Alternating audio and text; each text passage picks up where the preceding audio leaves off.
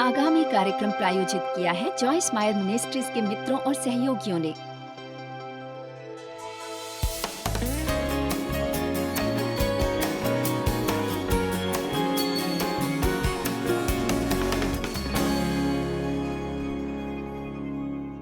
सबसे बड़ा बदलाव 2 कुरिन्थियों 5:17। सबसे बड़ा बदलाव जरूरी नहीं कि सबसे बड़ा बदलाव किसी तरह के चमत्कार द्वारा स्वस्थ होना होता है, चाहे वो मुझे भी बढ़िया लगता है, परंतु मैं आपको सच बता सकती हूँ कि परमेश्वर का किसी मनुष्य को सचमुच बदलना बढ़िया होता है। किसी भी शारीरिक बीमारी ठीक होने के चमत्कार से जो हम देखते हैं, यदि किसी अंधे को दिखाई देने लगेगा तो हम सोचेंगे, वाह, कमाल की बात है। परमेश्वर ने मेरे जीवन में जो किया है वो उससे बड़ा चमत्कार है। ये सोचिए कि मैं पहले कैसी थी और अब मैं कैसी हूं। मेरे जीवन में बदलाव देखिए, मेरे मन में बदलाव देखिए, मेरे रुख में बदलाव देखिए और मुझे बदलते देखिए। एक बेकार, भिन भिनाने वाली, बदमिजाज और शिकायतें करने वाली स्त्री से जो हर रविवार को गिरजे जाती थी, परंतु जिसके जीवन में कोई फल नहीं था, ऐसी स्त्री में जो अब असल में हर दिन लोगों की भलाई करती है और जिसे शुभ संदेश के प्रचार का मौका मिल रहा है। मेरे लिए ये सबसे बड़े चमत्कारों में से एक है। मैं मानती हूँ कि आपके साथ भी जीवन में कुछ चमत्कार हो रहे हैं, बेशक हूबहू उसी तरीके नहीं, परंतु परमेश्वर का हमें बदलकर मसीह की तरफ लाना, उसके स्वरूप में बदलना, वो सचमुच बड़ा चमत्कार है। और हमें मसीह में नई सृष्टि होने के बारे में उससे ज्यादा उत्साहित होना चाहिए जितना हम होते हैं। आमीन। 2 कुरिन्थियों 5:17। सो यदि कोई मसीह में है तो वो नई सृष्टि है, एकदम नया मनुष्य है। पुरानी नैतिक और आत्मिक बातें बीत गई हैं, देखो वो सब नई हो गई हैं। मैं चाहती हूँ आज आप इस पूरे संदेश के दौरान एक बात पर ध्यान दें, इसकी ओर देखिए। लिखा है पुरानी बातें बीत गई हैं। देखिए, हम वो प्राप्त करने में अपना समय गुजारते हैं जो पहले ही हमारे पास होता है। हैरानी की बात यह है कि हम परमेश्वर से कुछ करवाने की कोशिश नहीं कर रहे हैं। वो पहले ही सब कर चुके हैं जो करना चाहिए था, और अब वो राह देख रहे हैं कि हम सीखें उस पर विश्वास करना, उसे प्राप्त करना और इस्तेमाल करना। सो आपकी पुरानी बातें बीत गई हैं, सब नई हो गई हैं। आप पूछेंगे, अच्छा, तब भी मैं इतना बुरा व्यवहार क्यों करता हूं? शायद इसलिए कि आप नहीं जानते उन भेंटों को कैसे खोलना है जो परमेश्वर ने आपको दी हैं। इसका कारण शायद यह है कि आपने कभी निर्देश नहीं पढ़े, या शायद कोई और कारण हो। शायद कुछ सिद्धांत है जो आपको अभी भी जानने हैं, पर हकीकत यह है कि आपके अंदर पहले से सब कुछ होता है। यदि आप सचमुच परमेश्वर की नया जन्मली औलाद होते हैं, आपके पास पहले ही वो सब है जिसकी आपको जरूरत है, एक बिल्कुल नया जीवन जीने के लिए और बिल्कुल नए तरीके से व्यवहार करने के लिए। जब तक आप ये मानना आरंभ नहीं करेंगे, कुछ भी नहीं बदलेगा। आप वो प्राप्त करने की कोशिश में जीवन नहीं गुजार सकते, क्योंकि ऐसा करने से आप निराश रहेंगे, हरदम निराश। मैंने कहा था कुछ और बदलने से पहले आपको मन बदलना है। इसलिए मैं चाहती हूँ कि आप विश्वास करें कि आप एक नई सृष्टि हैं। अंदर से आपके आत्मा में आपको एकदम नया बनाया गया है। परमेश्वर आपके अंदर रहने आए हैं। यदि आपने उनसे अपने पापों के लिए क्षमा मांगी है, फिर ऐसा होता है विस्तारित बाइबल के अनुसार कि परमेश्वर का बीज आप में होता है, जिसका अर्थ है आप हर उस चीज के साथ गर्भ धारण करते हैं जो परमेश्वर है। वो आप में एक बीज की तरह आया है। अब आपको उस बीज को परमेश्वर के वचन के साथ पानी देना है। आपको कूड़ा करकट उससे दूर रखना है ताकि वो बढ़ सके। फिर ऐसा होता है कि धीरे धीरे धीरे छोटे बीज दिन ब दिन बड़े होते हैं और जड़ पकड़ते हैं। बाइबल में लिखा है, परमेश्वर के प्रेम में जड़ पकड़िए और दृढ़ बनिए। जड़ पकड़ो और दृढ़ बनो। मसीह यीशु में आप में बीज है, आपको जड़ पकड़ने की जरूरत है। और एक बार आपके जड़ पकड़ने के बाद वो अच्छी चीज जो आप में होती है वो लगातार बढ़ती रहती है। फिर एक दिन अचानक वो हर तरफ से बाहर फूटती है और आप अच्छा फल देते हैं जिससे दूसरों का भला होता है। ये जरूरी नहीं कि परमेश्वर में बढ़ना आसान होगा, परंतु हमें वो करने का ही बुलावा मिला है। इफिसियों 1:3,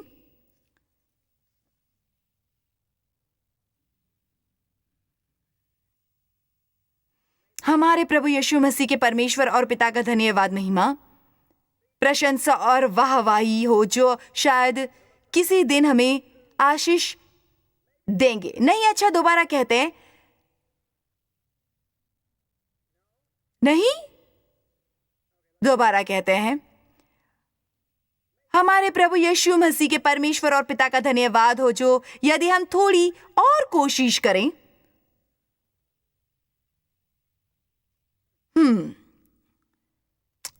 अच्छा, एक बार फिर। हमारे प्रभु यीशु मसीह के परमेश्वर और पिता का धन्यवाद, जिसने हमें मसीह में स्वर्गीय स्थानों में सब प्रकार की आशीष दी है। इसलिए आपको ये प्रार्थना नहीं करनी चाहिए, परमेश्वर मुझे आशीष की जरूरत है, बल्कि ये कहना है कि मुझे आशीष देने के लिए धन्यवाद परमेश्वर, मैं भाग्यशाली हूं। एक चीज जिसकी हमें अन्य सबसे ज्यादा जरूरत है, और मैं चाहती हूं कि आप ये समझ लें, वो ये है कि हम अपने को मसीह में पहचानें। रुकें और हमें जो विरासत के रूप में मिला है, यीशु की मौत और दोबारा जी उठने के द्वारा, हम मसीह के साथ संयुक्त उत्तराधिकारी हैं। वो सब जो उन्हें पिता से मिला, हमारा उसमें हिस्सा है। वो हम में रहते हैं, वो हम में रहते हैं और हम उनमें रहते हैं। ये चमत्कार है जो नए जन्म के वक्त होता है। परमेश्वर आकर हमारे आत्मा को पवित्र और स्वच्छ बनाते हैं और अपने पवित्र आत्मा को अंदर रहने भेजते हैं, और हमें कानूनी रूप से स्थापित किया जाता है मसीह में। इसलिए बेशक आप इस समय धरती पर हैं, आपका एक हिस्सा है जो इस वक्त स्वर्ग में बैठा है, मसीह यीशु में। पूरी बाइबल में कई बार यह लिखा है, मसीह में, मसीह में, मसीह में, मसीह में, मसीह में, मसीह में, मसीह में। इसलिए कई भिन्न भिन्न काम है जो यहाँ हो रहे होते हैं। आप 3 भागों वाली हस्ती हो। आपका एक आत्मा है, आपका एक जीव है, आप एक शरीर में रहते हैं। आत्मिक रूप से आपके पास वो है जिसकी आपको जरूरत है, और आपको केवल ये कहना है कि अपनी हस्ती के आत्मिक हिस्से को ज्यादा शक्तिशाली बनने देना है अपने जीव वाले हिस्से से या शरीर वाले से। तब हम जल्दी ही अंदर से बाहर जीना सीखते हैं। हमें बिल्कुल वैसे ही जीने की जरूरत है। दुनिया ने इसे उल्टा समझा है। हमारे लिए जीना जरूरी है अंदर से बाहर। पाप करने से पहले आदम पूरी तरह आत्मा द्वारा जीता था। वो सब कुछ परमेश्वर के दृष्टिकोण से देखता था। उसमें इतनी सृजनशीलता थी जो अचंभित करती थी। आप सोचते हैं हर प्राणी का नाम रखना कोई आसान काम था? ठीक कहा ना? ये करने में मेरा पूरा जीवन निकल सकता था। 1 घंटे के बाद मेरे पास रखने के लिए नाम भी नहीं होता। उसमें कमाल की सृजनात्मकता थी, उसमें कमाल की शक्ति थी। वो सही जी रहा था। उसका आत्मिक मनुष्य दूसरों से प्रबल था, पर जब उसने पाप किया, उसकी आत्मिक मृत्यु हो गई। उसका फिर परमेश्वर के साथ पहले जैसा संबंध नहीं रहा, और तब उसका जीव और शरीर प्रबल हो गए। अब ये पता है क्योंकि उसके तुरंत बाद पहली बात यह हुई कि वो डर में जीने लगा। उसने अपनी देखभाल करनी आरंभ की। उसने अपने को ढकने की कोशिश करनी आरंभ की और अपनी जरूरतें पूरी करने की भी। उसका परमेश्वर के साथ पहले जैसा संबंध नहीं रहा। परमेश्वर ने हमारे साथ इतना प्रेम किया, उन्होंने उसी वक्त बचाव की योजना बनाई। वो तुरंत व्यवहार में ले आए हमारे बचाव की उस योजना को, और वो भी थी अपने इकलौते पुत्र को भेजना मनुष्य के शरीर में, ताकि वो हमारे पाप अपने ऊपर ले लें, ताकि एक ही बार हमेशा के लिए एक तरीका हो जिसके द्वारा परमेश्वर की संतानें हमेशा उसके साथ नजदीकी संबंध कायम रख सके। परंतु ये सब मसीह के द्वारा है। ऐसा कोई नहीं जिसे शैतान रोक सके स्वर्ग जाने से, सिवाय उसके जो स्वर्ग नरक जाना चाहता हो।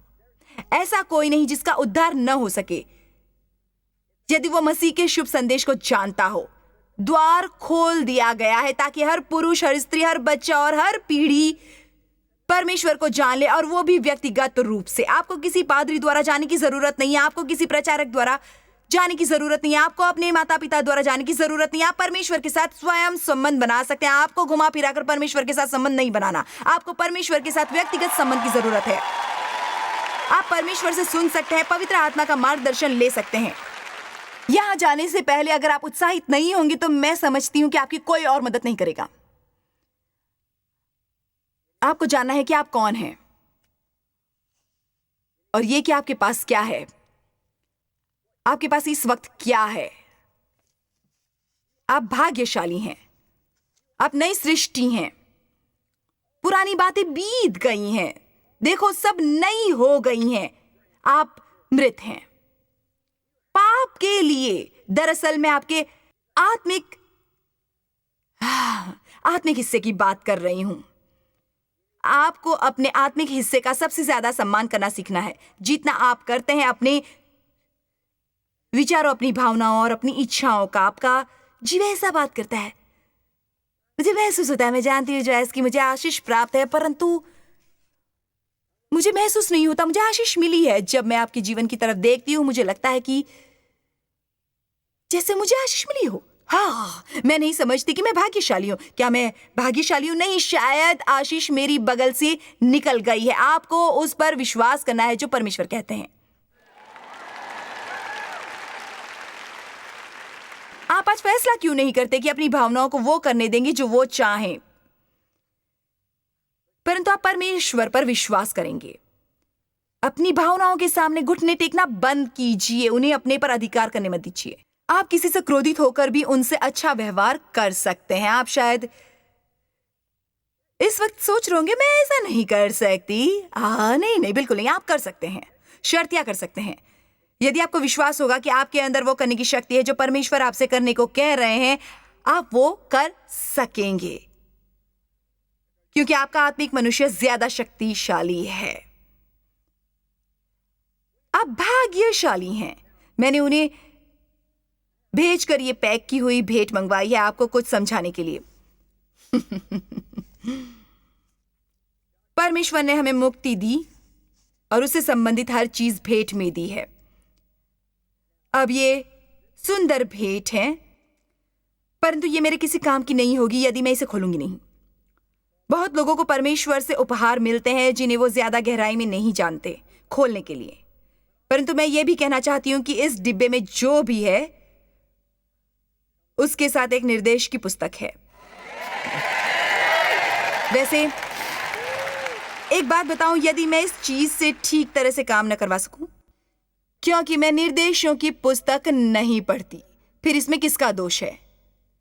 आप में से कईयों के लिए वो ठीक से काम नहीं कर रही, क्योंकि आप अध्ययन करके पता नहीं लगाते उससे कैसे सही तरीके काम करवाना है। बेशक मैं निर्देशों की किताब के बारे में जानती हूं कि मुझे वो पसंद नहीं है, मुझे ये वाली पसंद है, पर सच यह है कि मेरी गाड़ी में ऐसी कई चीजें हैं जिन्हें मैं पहले दिन से चला नहीं पा रही। निर्देशों की पुस्तक मेरे सामने होती है, परंतु क्या आप सोचते हैं मैं 5 मिनट निकालकर वो पढ़ूंगी ताकि जान लूं कि रेडियो कैसे चलाना है? मैं बस सारे बटन दबाती और क्रोधित होती रहूंगी क्योंकि वो सही तरीके काम नहीं करता। बताइए, क्या यहाँ कोई मेरा भाई बंधु बैठा है?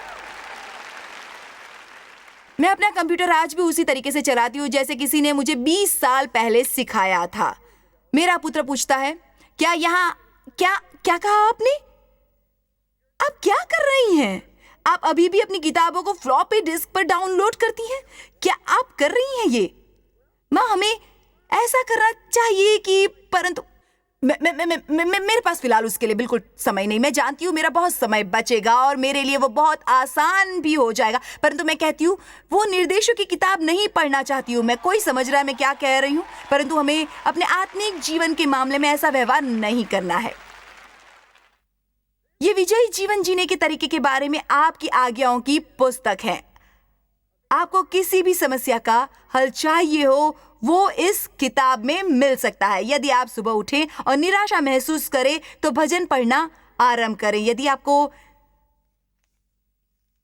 महसूस हो कि आपका दिन अच्छा नहीं होगा, नीति वचन पढ़िए। यदि आपको कोई बड़ा फैसला करना हो और आपको पक्का पता न हो आपको क्या करना चाहिए, यदि किसी से नाराज हो, बाइबल खोलो और पता लगाओ बाइबल में प्रेम, क्षमा करने, दया और कृपा के बारे में क्या लिखा है। किसी को आंखों या उनकी आलोचना मत करो। ज्यादा समय नहीं लगेगा आपको मन को बदलने में। आइए थोड़ा और इफिसियो 1 पढ़ते हैं। हमने आयत 3 पढ़ी थी, हम कुछ और आयतें पढ़ने वाले हैं। इफिसियो 1, कहिए मैं भाग्यशाली हूं। मेरे पास वो सब है जो एक विजयी जीवन जीने के लिए चाहिए। यदि आप समझदार होंगे आप इकरारों की एक नई सूची बनाना आरंभ करेंगे और अब वो बातें लेकर जो मैंने आपसे इस सभा में कही थी, आप उन्हें दिन में 2-3 बार कहना आरंभ करेंगे, जब तक आप अपने जीवन में बदलाव देखना आरंभ नहीं करेंगे। क्योंकि हर बार जब आप वो कहेंगे जो वचन में लिखा है, आप अपने मन को नया बनाएंगे। जब आप सही तरीके से सोचना सीखेंगे, तब शैतान के लिए अपना बोरिया बिस्तर लेकर निकल जाना अच्छा होगा, क्योंकि उसका समय समाप्त हो गया होगा। वो आपको झूठ बोलकर और ठग नहीं पाएगा। हमारे प्रभु यीशु मसीह के परमेश्वर और पिता का धन्यवाद हो कि उसने हमें मसीह में स्वर्गीय स्थानों में सब प्रकार की आशीष दी है। पवित्र आत्मा के द्वारा स्वर्गीय स्थानों में सब प्रकार की आशीष हमें दी गई है मसीह में। आगे, जैसा उसने अपने प्रेम में हमें चुन लिया, हमें सचमुच अपना समझकर अपने लिए चुन लिया मसीह में। देखिए, उन्होंने हमें इसलिए नहीं चुना क्योंकि हम चुने जाने के काबिल थे। उन्होंने हमें इसलिए नहीं चुना कि हम सचमुच अच्छे हैं और हमारा साथ बढ़िया होता है। वो हमें चुनते हैं क्योंकि हमें यीशु मसीह पर विश्वास है। और उन्होंने ये किया जगत की उत्पत्ति से पहले, क्योंकि जगत की उत्पत्ति से पहले वे जानते थे कि कौन सही काम करेंगे और कौन गलत काम करेंगे। उन्होंने कहा, वो सब जो मेरे पुत्र पर विश्वास करते हैं मुझे प्यारे हैं। मैंने उन्हें अपने साथ संबंध बनाने के लिए बुलाया है। उन्होंने ये किया ताकि हम पवित्र, उनके लिए समर्पित किए और अलग रखे हुए हैं और निर्दोष हों। ये बढ़िया है। अपने दोष से मुक्ति पाइए और अपनी इच्छा की सुमति के अनुसार हमें अपने लिए पहले से ठहराया कि यीशु मसीह के द्वारा हम उनके लेपालक पुत्र प्रकट हो। आयत 6 की उसके उस अनुग्रह की महिमा की स्तुति हो जिसे उसने हमें उस प्यारे से सेंत में दिया। आयत 7, हमको उनमें क्षमा मिली है। हमको उनमें क्षमा मिली है। आयत 11, उसी में हम परमेश्वर के मिरास हैं। अगली आयतों में भी यही बात कई बार लिखी हुई है। हमें जिसकी जरूरत हो वो हमें मिलता है उनमें। आयत 14 की ओर ध्यान दीजिए। वो आत्मा हमारी मिरास का बयाना है। पवित्र आत्मा वो मिरास है, वो गारंटी है। आप में से कितने जब जाकर कुछ खरीदते हैं, विशेषकर कोई गाड़ी या कपड़े धोने की मशीन या उसके जैसी कोई अन्य चीज, तो गारंटी के बारे में सब जानना चाहते हैं। मैं आपको ये भेंट दे रही हूं, मैं आपको ये निर्देशों की पुस्तक दे रही हूं कि इस सब ने ठीक काम करना है और अंत में हमें सही नतीजा प्राप्त होगा। परंतु हमें यह जानना चाहिए कैसे पवित्र आत्मा को अपनी मदद करने देना है। यीशु ने कहा, मैं जा रहा हूं आपके लिए। अच्छा होगा कि मैं जाऊं, क्योंकि मैं अपने आत्मा को आपके अंदर रहने भेजूंगा। आपके साथ होते हैं, परंतु अब आपके अंदर होंगे। वो हमारे अंदर क्यों है? क्योंकि केवल वही है उसे बाहर ला सकते हैं जो हमारे अंदर है, जहां हम उसका आनंद उठा सके और बाकी सब उसका आनंद ले सके। यदि आप अपने को बदलने की कोशिश में संघर्ष कर रहे हैं तो अपना समय बर्बाद कर रहे हैं, क्योंकि उनके बगैर आप कुछ नहीं कर सकते। यहोवा का वचन है, ना बल से ना शक्ति से बल्कि मेरे आत्मा से। अब 2 कुरिन्थियों को 5:20, क्या आप जरा ऊपर आएंगे? जी हाँ, डेव मेरी मदद करने वाले हैं। आप सबको डेव को देखना अच्छा लगता है क्योंकि ये अच्छे दिखते हैं। शायद आपको कभी समझ ना आई हो। 2 कुरिन्थियों 5:21, मैं पहले आयत 20 पढ़ूंगी। यदि आप ये समझे नहीं, जब तक मैं ना बुलाऊं आप आइएगा मत, मैं बुलाऊंगी आपको। यदि आप कभी 2 कुरिन्थियों 5:21 नहीं समझोगे, आप हमेशा बुरे हाल में रहोगे। मैं इसके बारे में और कुछ नहीं कहने वाली हूं। ध्यान दीजिए, आयत 20, सो हम मसीह के राजदूत हैं। मानो परमेश्वर हमारे द्वारा समझाता है। हम मसीह के राजदूत होने के कारण हे परमेश्वर मसीह की ओर से निवेदन करते हैं। देखिए ये लिखा है, वो प्राप्त कर लो। देखिए वो कह रहे हैं, मैंने तुम्हें वो सब दिया है जिसकी तुम्हें जरूरत है। अब मैं निवेदन कर रहा हूं कि उस पर अधिकार करो, उसके बारे में पता लगाओ वो कैसे काम करता है। गारंटी के बारे में पता लगाओ। ऐसी किसी चीज से वंचित ना रहो जो मैंने तुम्हें दी है। एक प्यारी औरत ने दरअसल कैरोलिन बर्नेट ने, जो लॉस एंजलिस के ड्रीम सेंटर से है, जहां मुझे विश्वास है बहुत लोग जाते होंगे, उसने मेरे लिए पिछले कमरे में एक सुंदर भेंट रखी है। मुझे किसी ने बताया आपके लिए पिछले कमरे में एक भेंट रखी है। मैं यहाँ मंच पर बिल्कुल नहीं आने वाली जब तक देख न लूं उसमें क्या है।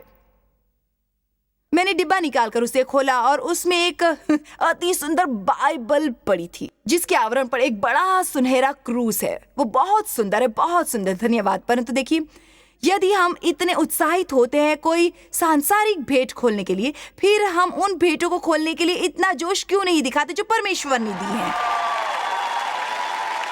मेरी एक बात याद रखिए, यदि मैं आप में से किसी के पास चलकर आती और कहती लीजिए ये आपको उपहार दे रही हूँ, आप वहीं बैठकर खोल दे और व्यस्त हो जाते जब मैं प्रचार कर रही होती। आप बिल्कुल समय बर्बाद नहीं करेंगे। आप में इतना धीरज नहीं होगा कि घर जाकर उसे खोलें। विश्वास कीजिए, यदि वो ऐसी चीज होती जो आपको चलानी नहीं आती, आप पता लगाते वो कैसे चलती है। हमें मसीह के साथ भी बिल्कुल वही करना चाहिए। वो कहते हैं, मैं निवेदन करता हूं उस ईश्वरीय अनुग्रह को स्वीकार कर लीजिए जो आपको मिल रहा है और परमेश्वर के साथ मेल मिलाप कर लो। मुझे ये वचन बहुत पसंद है, जो पाप से अज्ञात था उसी को उसने हमारे लिए पाप ठहराया। क्या हम उसमें होकर हमें प्राप्त हो, हम उसमें समझे जाएं और उदाहरण हो, परमेश्वर की धार्मिकता बन जाए जैसे हमें होना चाहिए, स्वीकार और उनकी भलाई के कारण उनके साथ सही संबंध में। सीधी सी बात है, यीशु ने आपके पाप ले लिए और आपको अपनी धार्मिकता दे दी। उन्होंने आपको दे दिया अपना धर्म, अपना परमेश्वर के साथ धर्मी ठहराया जाना। जीवन भर मेरे दिमाग में एक ही रिकॉर्ड बजता था, मुझ में क्या खराबी है, मुझ में क्या खराबी है, मुझ में क्या खराबी है। मैं सोचती, मैं क्यों अन्य लोगों की तरह नहीं हूं, मेरे पिता ने क्यों मेरा शोषण किया, मुझ में क्या खराबी है, मुझ में क्या खराबी है, मुझ में क्या खराबी है। ये पता चलने पर चैन की सांस ली कि मुझे अपने सही व्यवहार से धर्म नहीं कमाना था। मैं दुनिया के किसी अन्य व्यक्ति की तरफ बनकर धर्म नहीं कमा सकती थी, बल्कि मैं परमेश्वर के साथ धर्मी ठहराई गई हूं। मैं आपको बताती हूं ये कैसे होता है। डेव, आप यहां आएंगे? डेव परमेश्वर बने हुए हैं, यहां सामने आइए। चलिए मैं आपको समझाती हूं इस तरह। यह है परमेश्वर की पवित्रता, ये सफेद पोशाक, ये इस तरह वो लेते हैं जो मेरे पास है।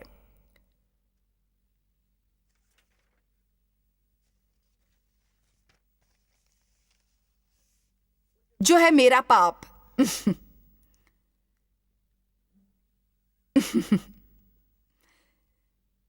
जब मैं मसीह के पास जाती हूं, वो कहते हैं, जॉयस तुमने मुझे ये पुराना कूड़ा दिया जो तुम्हारे पास था, मैं उसके साथ कुछ करने वाला हूं और मैं तुम्हें अपना धर्म देने वाला हूं। सो वो मुझे वो इस तरह देते हैं। जरा रुकिए डेव, जरा यहां आइए, यहां आइए।